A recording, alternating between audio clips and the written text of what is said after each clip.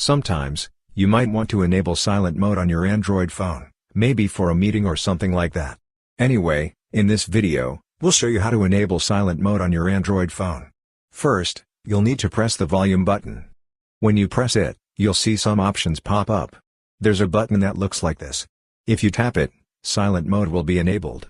Or, you can tap the three dots. When you do that, you'll get to a page like this. You'll see the silent option here.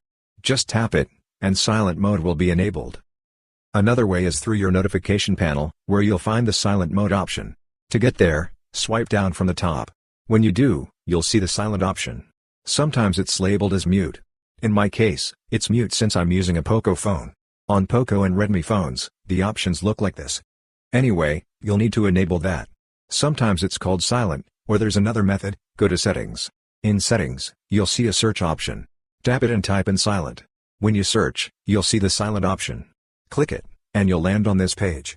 Here, you'll need to enable silent mode. Sometimes, the settings might look slightly different. Anyway, select silent mode. After that, silent mode will be enabled. So, that's how you can easily enable silent mode on your Android phone. Hope this video was helpful. If you found it useful, consider subscribing.